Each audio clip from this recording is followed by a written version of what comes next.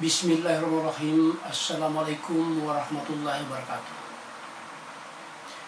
Pemirsa yang budiman, Bambang Nursena dalam ceramahnya yang berjudul Keesaan Allah mengobral bahasa Arab yang menghanyutkan, seakan-akan apa yang dia sampaikan dan ajarkan adalah wahyu Allah atau dipetik dari wahyu Allah. Kesannya umat Islam, terutama para ulama dan cendekiawan Islam, belum sampai ilmunya atau kepakarannya dibandingkan Dr. Bambang Nursena. Dengan kelihayannya berbahasa Arab, pemirsa, Bambang Nursena ingin mengajari umat Islam bahwa sesungguhnya tauhid atau keesaan Allah dalam Islam sama dengan Trinitas dalam Kristen. Hanya saja para ilmuwan Islam belum mampu menjangkau. Na'udzubillah min dzalik. Pemirsa yang budiman, ceramah video saya ini merupakan tanggung jawab moral saya kepada umat Islam dan bangsa Indonesia untuk mengungkap jurus ajaran penyembah berhala yang dipropagandakan oleh Bambang Nursena. Dengan jubah bahasa Arab yang fasih serta menyeret para tokoh Islam liberal, Dr. Bambang Nursena meracuni iman umat Islam serta membodohi bangsa Indonesia. Pemirsa, Bambang Nursena menjadi primadona para netizen Kristen.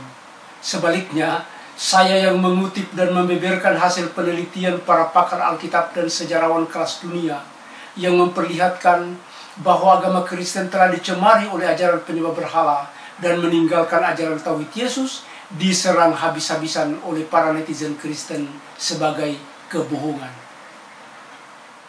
Inilah hasil gemilang Dr. Bambang Nursena dalam menyesatkan umat dan bangsa Indonesia.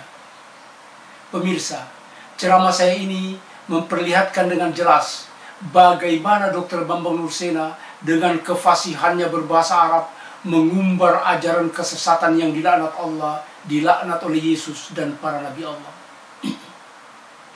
Pak Bambang, dengan fasih Bapak mengucapkan doa umat Kristen Arab, Bismi Aba wal Ibni wa Ruhil Kudus Adilahu Wahid, dengan nama Bapa dan Anak dan Roh Kudus, Tuhan yang Esa. Karena itu kalau orang Kristen Arab, kalau berdoa setelah Bapa, Putra dan Roh Kudus, selalu ditutup dengan kata-kata Al-Ilahul Wahid, yaitu Allah yang Maha Esa.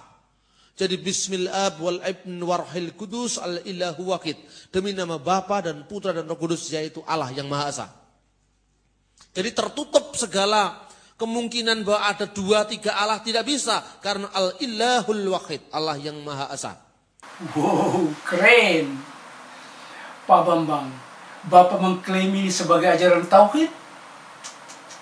Bapak benar-benar keterlaluan. Ini bukan ajaran tauhid Pak Bambang, tetapi ajaran kemusyrikan yang dengan lihai Bapak selimuti dengan bahasa Arab. Dari mana Bapak petik ajaran kemusyrikan ini? Ajaran ini tidak pernah diwahyukan Allah kepada para nabinya, mulai dari Nabi Adam alaihissalam sampai dengan Nabi Muhammad SAW. Nabi Isa alaihissalam selama hidupnya tidak pernah mengajarkan formula Bismi Aba wal Ibni wa Ruhil Kudus Al-Ilahu Wahid. Ajaran kemusyrikan ini tidak ada dan tidak pernah diajarkan dalam kitab perjanjian lama, kitab perjanjian baru, maupun kitab suci Al-Quran. Pak Bambang, tolong jangan hanya mengumbar ajaran kemusyrikan kepada umat Islam dan bangsa Indonesia, lalu Bapak mengait-ngaitkannya dengan tauhid Islam. Sungguh keterlaluan ulah Bapak menyesatkan umat. Pak Bambang, ini pekerjaan setan. Pak Bambang, dari mana formula kemusyrikan ini Bapak pungut? Bapak menyebut orang-orang besar yang membaca doa ini seperti Butros Ghali, Tariq Aziz, dan lain-lain. Ini tidak menjawab persoalan, Pak. Sekali lagi, pertanyaan yang Bapak perlu jawab adalah, dari mana formula kemusyrikan ini Bapak pungut? Tahun berapa formula ini diciptakan? Dan siapa yang menciptakan formula Bismi Aba wal Ibni wa Ruhul Kudus Al-Ilahu Wahid? Apa macam-macam saja. Pak Bambang, di abad pertama Masehi, Yesus dalam dakwanya mulai dari Galilea sampai Yerusalem tidak pernah mengajarkan Bismi Aba wal Ibni wa Ruhil Kudus Al-Ilahu Wahid. Murid-muridnya pun tidak pernah mengajarkannya. Paulus sampai dieksekusi di Roma tidak pernah mengajarkan Bismi Aba wa Ibni wa Ruhil Kudus wa Ilahul Wahid. Pemirsa yang dirahmati Allah, dari mana doa kemusyrikan kepada Tuhan penyembah berhala yang dipropagandakan Bambang Nursena ini berasal? Pak Bambang menutupnya rapat-rapat dan enggan mengungkapkannya kepada umat.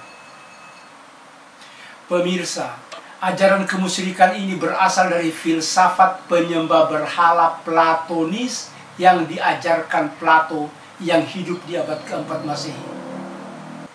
Sejarawan dunia Edward Gibbon dalam bukunya The Decline and Fall of the Roman Empire di halaman 388 menjelaskan filsafat penyembah berhala Platonisme yang menginspirasi Bambang Nursena. Plato considered the divine nature under the threefold modification of the first cause, the reason or logos, and the soul or spirit of the universe. The Platonic system as three gods, united with each other by a mysterious and ineffable generation, and the logos was particularly considered under the more accessible character of the Son of the Eternal Father, and the Creator and the Governor of the world.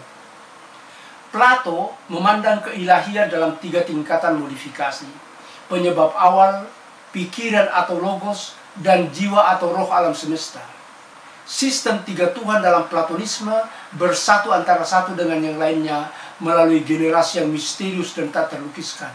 Dan khususnya logos dipandang sebagai karakter anak dari Bapa yang baka dan menjadi pencipta dan pengelola dunia. Anak Bapa menjadi pencipta dan pengelola dunia.